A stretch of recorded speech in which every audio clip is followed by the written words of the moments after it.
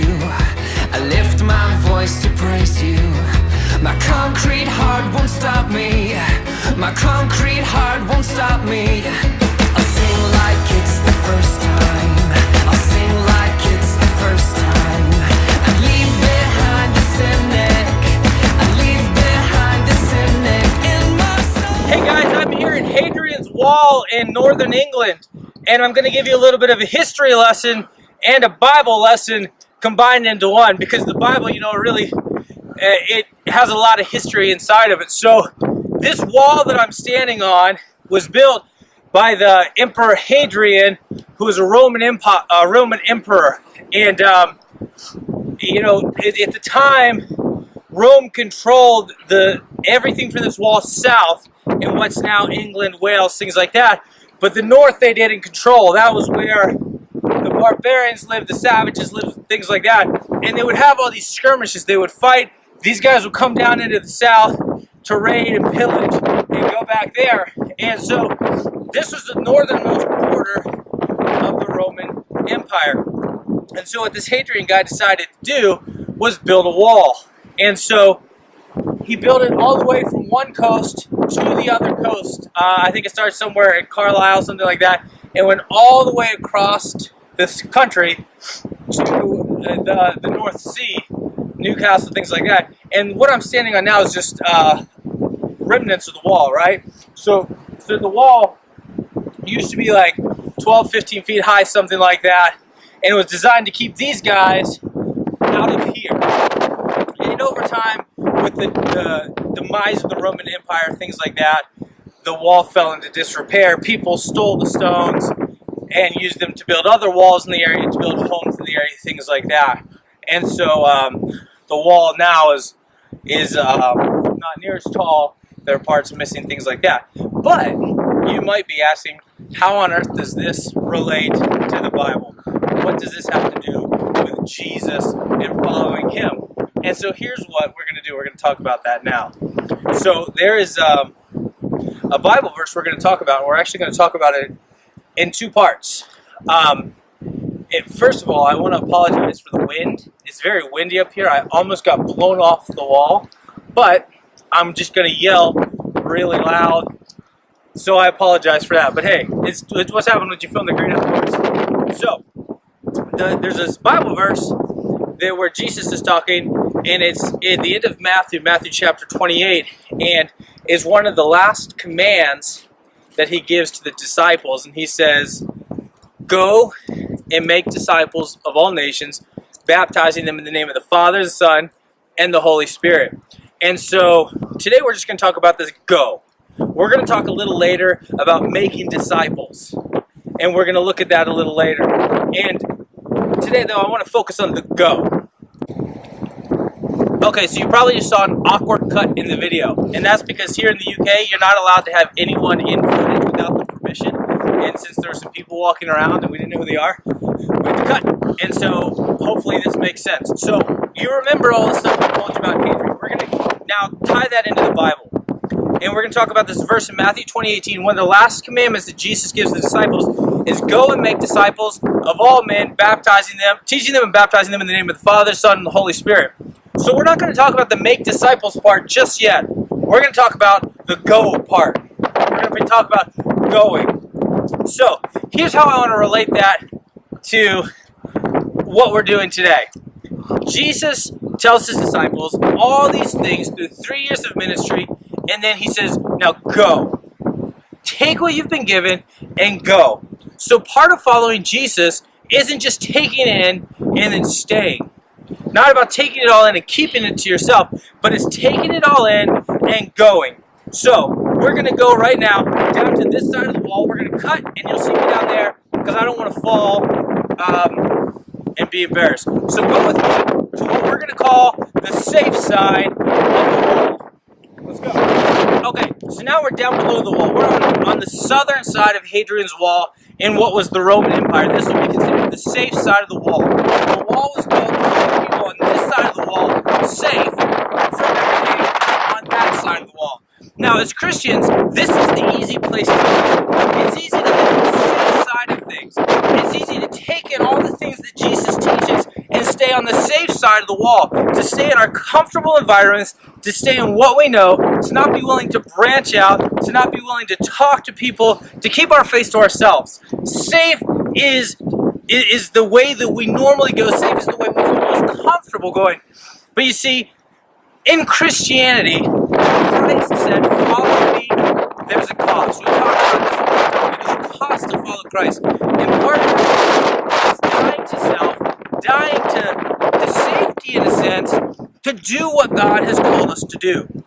Now, in sending out the disciples and saying, go, they weren't going to be safe. Jesus had told them, you will face persecution. Many of you will die for going.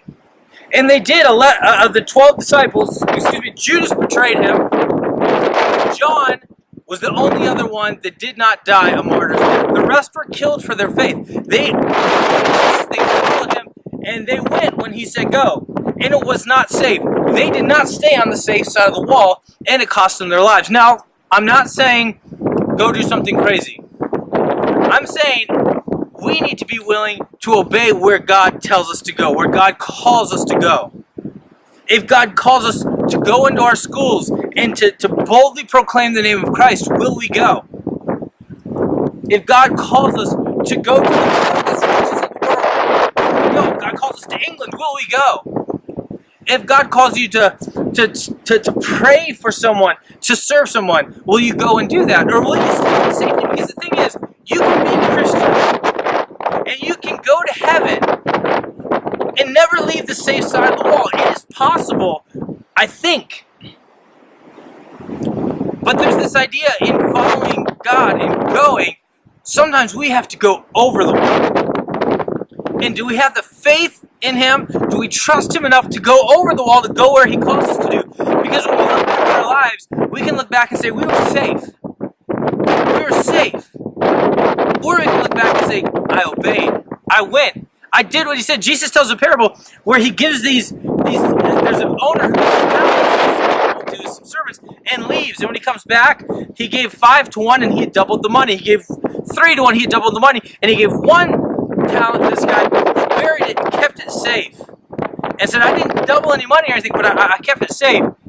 And the servant and the master takes from the servant and gives to the one with more. It's this idea that in following Jesus, we have to go wherever that takes us. So now we're going to go over the wall, out of our safe zone, to the unknown, to the wild. So go with me over Hadrian's Wall to the great north of unknownness. Is that even a word?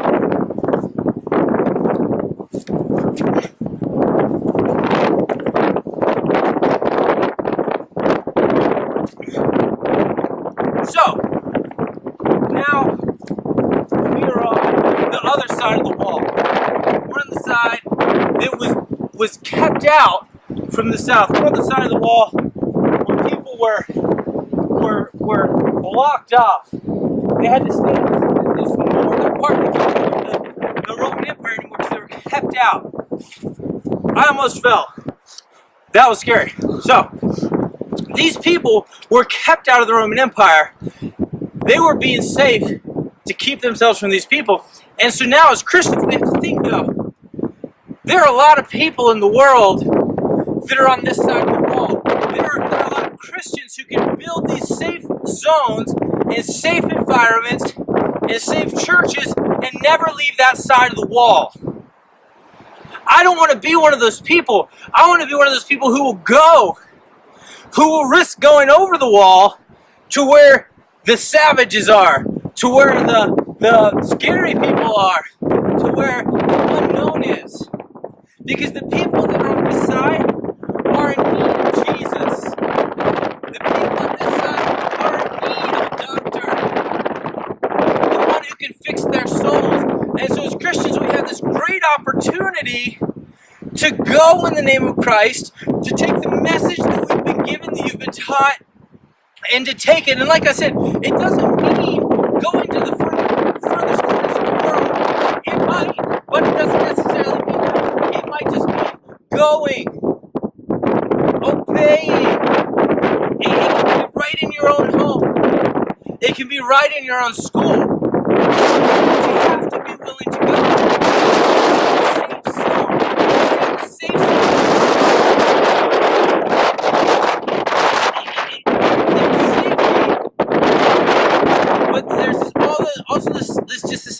idea of that's not what we were made for.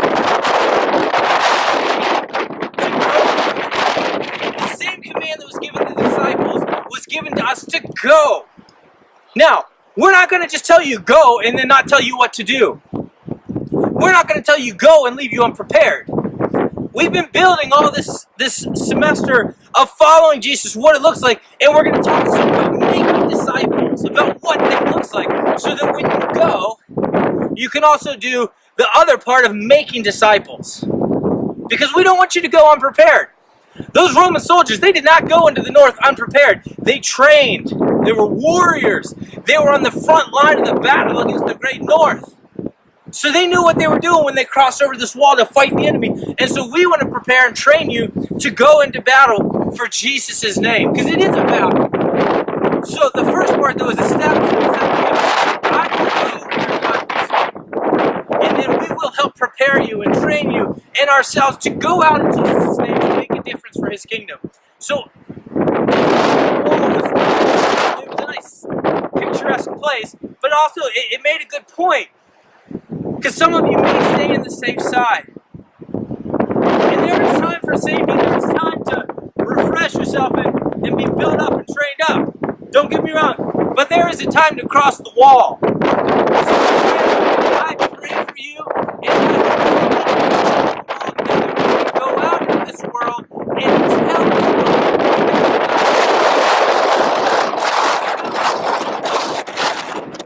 I'm going to get out of here.